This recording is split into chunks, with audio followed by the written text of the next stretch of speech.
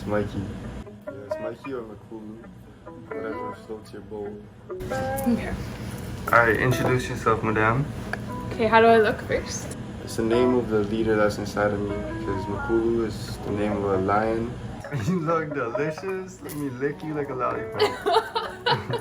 So hi guys. I already know it's Tiana T. What you got in your hand? It's a crystal. This is labradorite. This is turquoise. I met my girlfriend.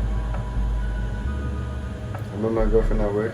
A weed plant, I guess? I don't know. A weed place. We worked at a weed place. She was splits all day. And yeah, like at the time, I had a boyfriend. I wasn't even thinking about love. Like where we work, like you're always in like PPE. It's like protective gear, it's like gloves. Hazmat suit type thing. I was thinking I was gonna make some friends. I'm like, you know what? I'm gonna go in here and make some bomb ass friends. I seen her walking around and I could tell it was her by her walk and her butterfly tattoo. I actually didn't see Mikey right away. He saw me first. Yeah, I just thought she was super like, intriguing and sexy as well. So I held the door for her. But like, she carried herself in like a classy, sophisticated, sexy type of way.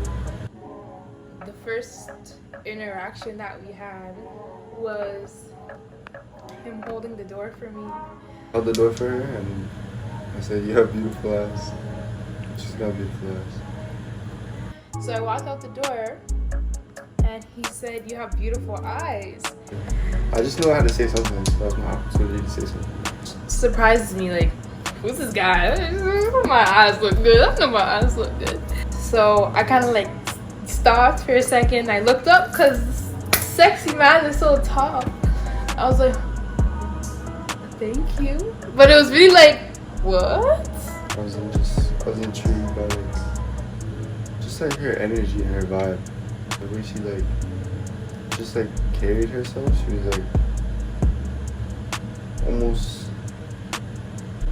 mysterious to be honest. I had a boyfriend at the time, so it was kind of like a work crush. But it was like a low-key work crush. Nobody knew I had a crush. I wasn't acting like I had a crush, but I just knew like this guy's interesting and he's cute and he's bold. You're bold. This girl's fine as fuck. They can infiltrate the psyche. I asked him what his name was and he told me his name. And I was like, yeah, my name's Tiana. He's like, I know. Wait, how you know? He just knew what my name was. I said I paid attention. But I wasn't trying to make it known like everyone else was, so I was trying to talk to her. So everyone else was just like coming up trying to talk to her type thing. And I was peeping it too, so I was just like watching from a distance, trying to look for my opportunity. Just like me trying to hide my crush. I don't think it's cute for you to flirt with somebody while you're in a relationship openly. So I wasn't trying to give that vibe. Rewind 6 months before I met her. Okay, first of all, those 6 months I was on semen attention, so like I wasn't talking to no girl, I wasn't busting no nut, no type of shit like that. Before those 6 months, it was like almost 2 full years of like on and off in a toxic ass relationship. So it was like a cycle that kept repeating itself. So yeah, I was in a karmic relationship and shit. Everything in me made me feel like I should allow this person pass down every wall that I've ever put up. Like I would get snippets like of like who this guy is, like little snippets of who he is by him telling me little things, but like we never had a lot of time alone. Like that whole week we like somehow kept like intertwining past at work and had conversations. And they were good ass conversations too, that like had me think about the conversation when I got home, like right before bed. She pick apart my brain too, so it just keep me stimulated and like curious to know what's going on in hers. It's my last day there. I gave him my number. Okay, it sounds bad. It sounds bad. What the fuck are you giving out your number? You're in a relationship. Like, what the fuck are you doing? And it was weird because I didn't want to just give him my number. He had my chart, my birth chart. Okay, I'm talking like astrological charts here on his phone because he looked it up. It's like, yo, like you still didn't send me the chart. Like, send me the chart. And he's like, how am I supposed to send you the chart if I don't have a number? He wasn't trying to ask me for the number. I wasn't trying to just give him my number, you know? So I ended up giving him my number so he can send me the chart. She got fired from the work, actually. Yeah, so... The day I gave him my number, I got fired. Or my contract was expired or ended or whatever the fuck, I got fired. They said, bitch, bye. As soon as I got her number, that's when, like, the day she got fired. So it's almost like she was at that job to meet me. Now I'm confused. Like, what was this for? Like, I was already confused because I was in a relationship. So, like we were already rocky. We were already on and off. I made that conscious decision, like, okay, I'm with this person. I'm making the decision now. I'm going to make this work. So when I met Mikey and I started feeling these feelings, like, I was very confused as to why, like, I was being put into this situation. I had just told myself, like, I'm here in this situation, but I'm like, I'm not really here in this situation. So after I got the number, I messaged her and I asked her when she's gonna take me to the beach, because she said she lives right by the beach. I'm confused. I'm questioning the universe. Why did you put this guy here with me? And then you fired me. Like, what is the message here? Like, what am I supposed to take from this? Like, The beach seemed like a magical fucking movie. we went on our first, like, I guess you could say our first date, but like our first outing where it was just us two to the beach. We just talked for hours and hours and hours, but it was like no touching, no flirting, like electric sensations in my body and like butterfly fluttering in my stomach. It felt like the universe was literally setting up scenery for like a freaking date. Like One of the best conversations I've ever had with someone. they set us up. Like it felt like a movie, different scenes, the universe set it up so perfectly for us. I'm really just stuck on the feeling. Like at this time, like I'm forgetting about my entire reality. Like I'm here. I'm on this beach right now with you. There's nothing else is going on but what we have right now. I didn't want it to end because like I don't want to leave. The fuck? I told her that I was falling in love with her. Shorty stopped the car, pulled over to the side of the street, like, what'd you say? And then I said, I think I'm falling in love with your soul.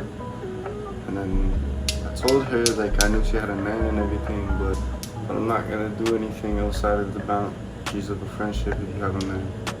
It felt like we were entering, like we were on in a different dimension together, somewhere else. I want to be here with Mikey, but like I can't fully be here with Mikey because there's other factors. So it was like me getting pulled out of the fantasy world. Okay, this is what I want. The racial relationship. I mean, like with a goddess? What's it like being with a goddess? That's what you're talking about? In a racial relationship for me, it was a big thing for me. First of all, I said like I will never be with a white person. I was that girl. Like I will never be with a white guy. A white guy cannot satisfy my needs and understand me and take care of me and literally shit. To like being with a goddess.